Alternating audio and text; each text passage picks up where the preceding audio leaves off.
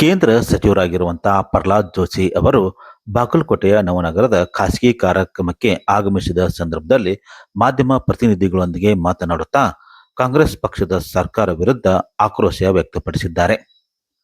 ರಾಹುಲ್ ಗಾಂಧಿ ಯಾರಿಗೂ ಹೇಳದೆ ಕೇಳದೆ ನಾಪತ್ತೆ ಆಗಿರುವ ಕಾರಣ ರಾಜ್ಯದ ಮಂತ್ರಿಮಂಡಲ ವಿಸ್ತರಣೆ ಆಗುತ್ತಿಲ್ಲ.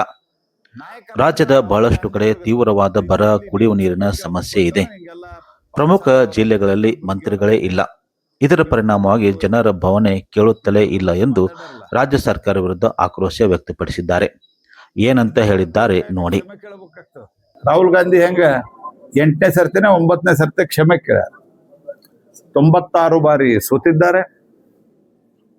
ನಮ್ಮ ಚಂದ್ರಯಾನ ಸೌತ್ ಪೋಲ್ದಲ್ಲಿ ಲ್ಯಾಂಡ್ ಆಗ್ಲಿಕ್ಕೆ 2ನೇ ಸರ್ತಿ ಅಟೆಂಪ್ಟಿಗೆ ಯಶಸ್ವಿ ಆಗಿಬಿಡುತ್ತೆ. ಇವರು ಲಾಂಚ್ ಎವ್ರಿ ಟೈಮ್ ಲಾಂಚಿಂಗ್ ಮತ್ತು ಫೇಲ್ ಎರಡು ಇವ್ರದ್ದು ಟ್ರೇಡ್ ಮಾರ್ಕ್ ಆಗಿದೆ. ಹಾಗಾಗಿ ಸರಿಯಾದ ಮಾರ್ಗದಿಂದ ಗೆಲ್ಲಿಕ್ಕೆ ಸಾಧ್ಯ ಇಲ್ಲ ಅನ್ನುವಂತ ಅರ್ಥ ಮಾಡಿಕೊಡುವಂತ ಕಾಂಗ್ರೆಸ್ ಇವತ್ತು ಪರ್ಮನೆಂಟ್ ರೆಸಿಡೆನ್ಸ್ ಸರ್ಟಿಫಿಕೇಟ್ ಅನ್ನ ಕೊಡ್ತಾ ಇದೆ. ದೇಶದ ಅತ್ಯಂತ ಪ್ರತಿಭಾನ್ವಿತ ಹಿರಿಯ ಗಾಯಕಿಯಾಗಿದ್ದಂತ ಎಸ್ ಜಾನಕಿ ಅವರು ನಿನ್ನೆ ರಾತ್ರಿ ದೇಹಾಂತ ಆಗಿದೆ. ಅವರು ಕನ್ನಡದ ಚಿತ್ರರಂಗಕ್ಕೆ ಮತ್ತು ದಕ್ಷಿಣ ಭಾರತದ ಮತ್ತು ದೇಶದ ಚಿತ್ರರಂಗಕ್ಕೆ ಹಿನ್ನೆಲೆ ಗಾಯನದಲ್ಲಿ ಈ ಕ್ಷೇತ್ರವನ್ನ ಎತ್ತರಕ್ಕೆ ಎತ್ತಿದ್ರು. ಬಹುಭಾಷಾ ನಟಿಯಾಗಿದ್ರು, ಬಹುಭಾಷಾ ಗಾಯಕರಾಗಿದ್ರು. ಆದರೂ ಕರ್ನಾಟಕದ ಮೈಸೂರಿನಲ್ಲಿ ನೆಲೆಸಿ ನಮ್ಮ ರಾಜ್ಯಕ್ಕೆ ಒಂದು ಅಭಿಮಾನ, ನಮ್ಮ ರಾಜ್ಯಕ್ಕೆ ಒಂದು ಮುಕುಟ ಅನ್ನುವ ರೀತಿಯಲ್ಲಿ ಅವರಿದ್ದರು.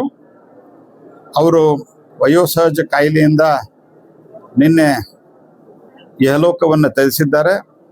ನಮ್ಮ ಸರ್ಕಾರದ ಪರವಾಗಿಯೂ ಸಹಿತ, ನರೇಂದ್ರ ಮೋದಿ ಸರ್ಕಾರದ ಪರವಾಗಿಯೂ ನಾನು ಅವರಿಗೆ ಶ್ರದ್ಧಾಂಜಲಿ ಅರ್ಪಿಸ್ತೇನೆ. ಮತ್ತು ಅವರು ಲಕ್ಷಾಂತರ ಕೋಟ್ಯಾಂತರ ಯುವ ಗಾಯಕರಿಗೆ ಪ್ರೇರಣೆಯಾಗಿದ್ದಾರೆ. ಅವರು ಯಾವ ರೀತಿ ಪರಿಶ್ರಮವನ್ನು ಪಟ್ಟು ಈ ಹಂತಕ್ಕೆ ಮುಟ್ಟಿ ತಾವು ಬೆಳೆದ, ತಾವು ಹುಟ್ಟಿದ ರಾಜ್ಯಕ್ಕೂ, ತಾವು ಇರುವ ರಾಜ್ಯಕ್ಕೂ, ತಾವು ಇರುವ ನಗರಕ್ಕೂ ಒಂದು ಬಹಳ ದೊಡ್ಡದಾದಂಥ ಒಂದು ಯಶಸ್ಸು ತಂದುಕೊಟ್ರು. ಆ ರೀತಿ ಅದೇ ಮಾರ್ಗದಲ್ಲಿ ಇವತ್ತಿನ ಯುವ ಗಾಯಕರು ನಡ್ಕೊಳ್ಬೇಕು ಅಂತ ನಾನು ಆಶಿಸ್ತೇನೆ. ಅವ್ರಿಗೇನ್ ಬೇಕಾಗ್ಯದ ಅಂತಂದ್ರ, ಯಾಕೆ ನೀವು ಡ್ರಗ್ದವ್ರನ್ನ ಹಿಡಿಲಿಲ್ಲ ಈ ಪ್ರಶ್ನೆ ಕೇಳಬಾರ್ದು ನೀವು ಅಂತ ಇದು ಹೇಳ್ತಾ ಇದ್ದಾರೆ. ಸ್ಪೇಸ್ ಆಕ್ಯುಪೈ ಮಾಡ್ಬೇಕು. ನಿಮ್ಗೆ ಸ್ಪೇಸ್ ಮೀಡಿಯಾದಲ್ಲಿ ಸ್ಪೇಸ್ ಎಲ್ಲರಿಗೆ ಸಿಗ್ತಾ ಇದೆ. ಅವರು RSS ಬೈದಕ್ಕೆ ಸಿಗ್ತಾ ಇದೆ. ಅದಕ್ಕೆ ನಾ ರಿಯಾಕ್ಷನ್ ಮಾಡೋದು ಅವರಿಗೆ ಬಂದ್ ಮಾಡಿದ್ದೇನೆ. ನಾ ಎಲ್ಲರಿಗೂ ನಮ್ಮವ್ರಿಗೆ ಹೇಳಿ, ನಿಮಗೆ ಕೊಡ್ಬೇಡ್ರಿ. ಏನ್ ಮಾಡ್ತಾರೆ ಅವರು? ರಿಜಿಸ್ಟ್ರೇಷನ್ ಅವ್ರ ಉತ್ತರ ಒಂದ್ಸರ್ತಿ ಹೇಳ್ಯಾರ ಸಂಘದ ಪ್ರಮುಖರು. ಅದಾದ ನಂತರ ಏನು ಹೇಳಿಲ್ಲ. ಅವ್ರ ಕೆಲಸ ನಡೆದ, ಅವ್ರ ಕೆಲಸ ಮಾಡ್ಕೋತಿದ್ದಾರೆ. ಒಂದು ದಕ್ಷಿಣ ಭಾಗದಾಗ ಒಂದು ಗಾದಿ ಮಾತದ, ಅಷ್ಟ ನಾನು ರಿಯಾಕ್ಷನ್ ಜಾಸ್ತಿ ಹೇಳೋದಿಲ್ಲ. ಹೊಳೆ ದಾಟ್ಲಿಕ್ಕೆ ಡೊಣ್ಣೆ ನಾಯಕನ ಅಪ್ಪಣೆ ಅಂತ ಹೇಳಿ ಹೇಳ್ತಿರ್ತಾರೆ. ಏನ್ ಅದರಿಂದ ಏನ್ ಪರಿಣಾಮ ಆಗುದಿಲ್ಲ. ಅವ್ರಿಗೆ ಉತ್ತರ ಕೊಡೋ ಅವಶ್ಯಕತೆ ನಂದು ಇಲ್ಲ, ಸಂಘದವ್ರು ಎಷ್ಟು ಒಂದ್ಸರ್ತಿ ಏನು ಪಬ್ಲಿಕ್ ಕನ್ಸಂಪ್ಷನ್ಗೆ ಒಂದು ಪ್ರಶ್ನೋತ್ತರದಲ್ಲಿ ಸಂಘದ ಪ್ರಮುಖರು ಹೇಳಿದ್ದಾರೆ. ಮೋಹನ್ ಭಾಗವತ್ ಜಿ ಅವರು that is more than enough. ಅವ್ರಿಗೆ ಅದಕ್ಕೆ ಉತ್ತರನೇ ಕೊಡಬಾರ್ದು ನನ್ನ ಪ್ರಕಾರ. ಯಾರು nobody needs to respond to him. It is very childish, no need to react. ಅವ್ರು ಏನ್ ಮಾಡ್ತಾರೆ, ಏನ್ ಮಾಡ್ಕೊಳ್ಳಲ್ಲ. ನಾವೆಲ್ಲ ಬ್ಯಾಡ್ ಅಂದಿವಿ. ಇಂಥವೆಲ್ಲ ಭಾಳ ನೋಡಿ ಆಗ್ಯದ. 100 ವರ್ಷ ಆಗ್ಯದ. ಮತ್ತೆ ಈ 100 ವರ್ಷದಾಗ ಇವ್ರಂಗ ABCDFDHI ಅನ್ನ ಹೊಡೆದಿಲ್ಲ. ವೆದರ್ ಇಟ್ ಇಸ್ ಭಾರತೀಯ ಜನತಾ ಪಾರ್ಟಿ ಸಂಘದ ಪಾಲಿಸಿ ಇದರಲ್ಲಿ ಮಾಡ್ತಾ ಇರುವಂಥದ್ದು, ಅಥವಾ ಸಂಘದ ಐಡಿಯಾಲಜಿಕ್ಕೆ ಇದ್ದಂತ ಅನೇಕ ಸಂಘಟನೆಗಳಿರ್ಬೋದು, ಸಂಘ ಇರ್ಬೋದು, ಕಳೆದ ಅನೇಕ ವರ್ಷದಿಂದಿದೆ. I am not replying to him, I am only telling we don't want to reply him. ಕೊಟ್ಟಿಲ್ಲಪ್ಪ, ಏನ್ ಮಾಡ್ತಾರೆ ಮಾಡ್ಕೊಳ್ಳಿ. ಸಮರ್ಥ ಸರ್ಕಾರ ಇದ್ದಿದ್ದಕ್ಕೆ ಯಾವುದೇ ರೀತಿಯಾದಂಥ ಡಿಸಿಷನ್ಗಳು ಆಗ್ತಾ ಇಲ್ಲ. ರಾಹುಲ್ ಗಾಂಧಿ ಅವರ ಯಾರಿಗೂ ಹೇಳಲಾರದೆ ನಾಪತ್ತೆ ಆಗಿರುವ ಕಾರಣದಿಂದಾಗಿ ರಾಜ್ಯದ ಮಂತ್ರಿಮಂಡಲ ವಿಸ್ತರಣೆ ಆಗ್ತಾ ಇಲ್ಲ.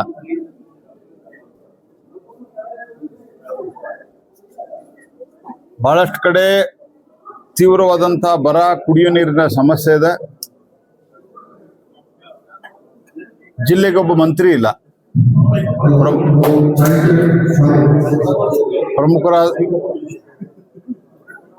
ಪ್ರಮುಖ ಜಿಲ್ಲೆಯಲ್ಲಿ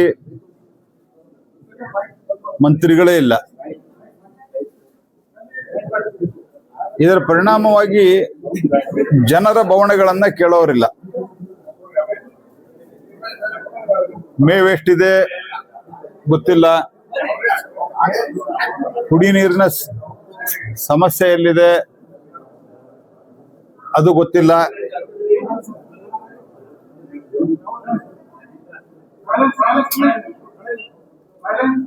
ಆದ್ರೆ ಬೇಜವಾಬ್ದಾರಿಯಿಂದ ಮಾತಾಡಿಕೊಂಡು ಅಂದ್ರೆ ಇದನ್ನೆಲ್ಲ ಮಾತಾಡಿದ್ರೆ ಸಿಕ್ಕಾಕೋತಾರ ಅಂತ ಹೇಳಿ ಬೇರೆ ಬೇರೆ ವಿಷಯಗಳನ್ನ ಡೈವರ್ಟ್ ಮಾಡ್ತಾ ಹೋಗ್ತಾ ಇರುವಂತಹದ್ದು ನಾವು ನೋಡ್ತಾ ಇದ್ವಿ. ಒಬ್ಬ ಹೇಳ್ತಾನ ಅಲ್ಲಿ ಒಂದು RSS ಬೈಠಕ್ ನಡೆದದ, ಗಲಭೆ ಆಗ್ತದೆ. ಇಡೀ ದೇಶದಲ್ಲಿ ನೀವಿದ್ದಾಗ ಏನು ಟೆರರಿಸಮ್ ಆಯ್ತು,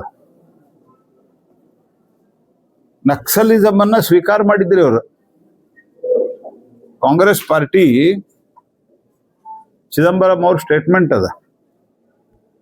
ಚಿದಂಬರಂ ಅವ್ರ ಸ್ಟೇಟ್ಮೆಂಟ್ ಏನು, ಆ ಟೈಮ್ದಲ್ಲಿ as a home minister of the country what was his statement?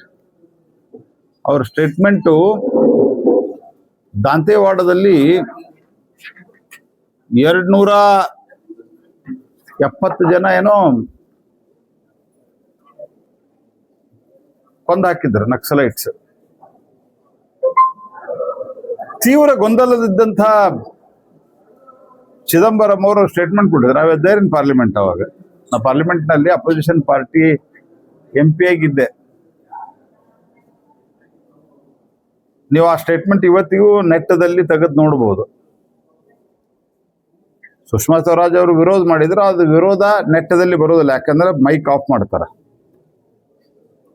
ಅವ್ರು ಹೇಳಿದ್ರು ನಾವು ಏನೂ ಮಾಡ್ಲಿಕ್ಕೆ ಸಾಧ್ಯ ಇಲ್ಲ, ನೀವು 3 ದಿವಸಗಳ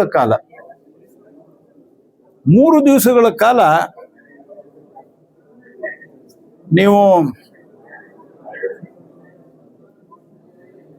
ಶಸ್ತ್ರಗಳನ್ನು ತೆಳಗಿಡ್ರಿ, ನಾವು ಮಾತುಕತೆ ಮಾಡೋಣ ಅಂತ. ಇವತ್ತು ಮೋದಿ ಸರ್ಕಾರದ ಅವಧಿಯಲ್ಲಿ ಈ ದೇಶ ನಕ್ಸಲ್ ಮುಕ್ತ ಆಗಿದೆ. It is Naxal free today.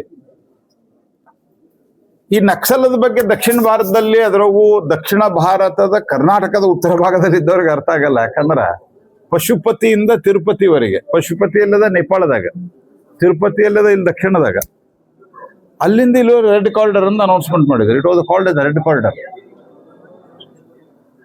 ಆ ರೆಡ್ ಕಾರಿಡಾರ್ ಎಲ್ಲ ಸಂಪೂರ್ಣವಾಗಿದ್ದಂತಹದ್ದನ್ನ ಇವತ್ತು ನಾವು ಸಂಪೂರ್ಣವಾಗಿ ನಕ್ಸಲ್ ಮುಕ್ತ ಮಾಡಿದ್ದೆವು.